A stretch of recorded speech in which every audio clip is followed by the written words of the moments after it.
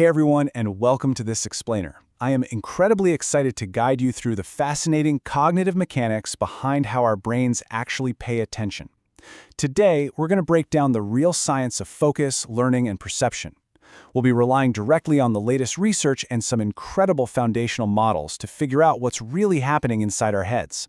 You know, way back in 1890, the psychologist William James famously said, "Everyone knows what attention is."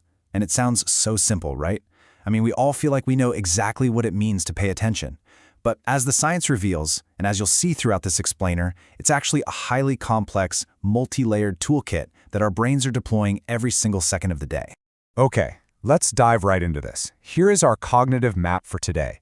We're going to start with the anatomy of attention, unpack the whole multitasking myth, explore top-down versus bottom-up processing, look at diverse minds and cultures, and then wrap up with some practical strategies for better learning. All right, Section 1, the anatomy of attention. And if you take away literally only one thing from this section, it should be that attention is absolutely not a single unitary phenomenon. See, cognitive psychology views attention as an umbrella term. It's essentially a diverse toolkit we use for allocating our very limited cognitive processing resources to a specific subset of information, thoughts, or tasks. Basically, you don't just have a simple attention switch in your brain, you've got a whole set of specialized tools. And this brilliantly illustrates exactly what I mean. When clinicians evaluate brain performance, they often use Solberg and Mateer's 5 models of attention. Think of it kind of like a spectrum. You start with basic focused attention, literally just responding to a stimulus. Then you build up to sustained attention over a period of time. From there, you might need selective attention to tune out distractions, alternating attention to bounce back and forth between tasks, or the highly demanding divided attention to process multiple things at once. We're constantly mixing and matching these different levels depending on the task at hand. To really wrap our heads around this, researchers use these fantastic visual metaphors. Imagine your attention as a physical object. It might be like a movable spotlight, right? You've got a bright center of focus, a dimmer margin, and then the fringe. Or it could be a zoom lens on a camera, where you widen your focus to take in a whole scene, or narrow it down to concentrate intense processing power on one tiny detail. We can also think of it as a resource pool, meaning we only have a very limited, finite amount of mental energy to spend at any given moment. And that idea of limited resource pools leads us perfectly into Section 2, the multitasking myth. Oh yeah, the daily struggle we all face when we try to do way too many things at the exact same time. It is super fascinating to contrast how different cultures handle multiple inputs. In our modern Western context, what we proudly call multitasking is actually just divided attention. It's rapidly switching back and forth between tasks, like trying to text while you're driving. And the research consistently shows this is highly error-prone and severely degrades performance. But on the flip side, research points to simultaneous attention, which is frequently documented in indigenous heritage communities. This involves a sustained, overlapping, shared focus. Children learn by closely observing and coordinating with multiple ongoing group activities without that frantic, rapid task switching. It's just a completely different and honestly highly effective way of managing cognitive load. Let's transition to Section 3, where we get into the actual gears of how our brains process all this incoming information. This is the realm of top-down versus bottom-up processing. So let's define the first engine. Top-down processing is entirely driven by your prior knowledge, your expectations, and the context, what psychologists like to call your schema. Imagine reading a sentence where a word is totally smudged out, but you instantly know what it says anyway because the surrounding context makes it super obvious. That's your brain using what it already knows to fill in the blanks from the top down. Now, bottom-up processing works completely the other way around. It relies purely on the sensory input itself. It builds meaning directly, step by step, from the actual details sitting right in front of you. Think of a kid who's just learning how to read, right? They're carefully sounding out each individual letter and phoneme to build a word from the bottom up. So the crucial point here is that effective learning, reading, and perception absolutely require a seamless integration of both of these systems. If you rely way too much on top-down processing, you might guess wrongly and just completely miss crucial details.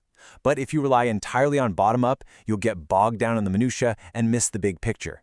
They have to work together as a team. Moving right into Section 4, we're going to explore what happens when these two processing engines are balanced differently in different individuals and across different societies. Neurodivergent learners often have what are called spiky profiles, which just means they have highly distinct cognitive strengths alongside specific bottlenecks. For example, some autistic profiles heavily favor detail-first, bottom-up processing. In a real-world classroom setting, this might look like a learner instantly spotting a tiny, ambiguous error in a diagram way before they ever grasp the overarching, top-down main idea. The sensory details just command their attention first. Conversely, let's look at dyslexic learning profiles. Here, the learner might totally nail the top-down conceptual big picture, but they hit a major bottleneck when it comes to bottom-up phonological decoding.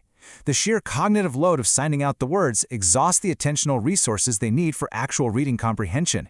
The top-down engine is purring along beautifully, but the bottom-up engine is under a ton of strain. And this delicate processing balance isn't just about individual neurology either. It scales all the way up to macro-level societal choices. These choices actively reshape a learner's top-down expectations. For instance, shifting a nation's language policies on how grammar is taught actively alters a student's linguistic schema. Similarly, efforts to decolonize a computing curriculum by introducing non-Western historical algorithms completely changes the top-down framework learners use to process bottom-up historical data. Basically, the broad context we provide fundamentally shapes the tiny details people end up seeing. Which brings us to our final act, Section 5. We're going to bring all of this cool cognitive science together into some concrete evidence-based strategies for better learning. So how do we actually build a practical toolkit for learners? Well, it starts by activating the schema. You got to prime the brain's top-down engine by discussing what the learner already knows. Once the stage is set, you teach decoding explicitly, literally showing them how to analyze those bottom-up details. A great way to do this is using contrasting examples to force the brain to notice the fine differences. When they finally spot those differences, you ask why it matters, connecting that tiny detail right back to the big picture. And through all of this, you scaffold the experience. You provide structural support to ease the cognitive load and then slowly remove that support as the skill becomes automatic. And hey, we definitely can't talk about learning without mentioning retrieval practice, which you might know as the testing effect. When you force yourself to actively recall information from memory without just looking at a textbook, you're actively engaging both your broad top-down schema and those specific bottom-up facts. This dual engagement cements the memory trace far, far more effectively than just passively rereading the material. It's a real game changer. As we wrap up this explainer, I want to leave you with a provocative question to apply to your own daily routine. Next time you find yourself losing focus or really struggling to learn something new, ask yourself, are your focus struggles a failure of top-down context, meaning you just don't have the big picture to anchor your thoughts? Or is it a breakdown in bottom-up decoding, meaning you're simply overwhelmed by the details and lack the fundamental skills to process the sensory input? Figuring out exactly which engine is stalling might just be the key to unlocking your own attention. Thank you so much for exploring the mechanics of attention with me today.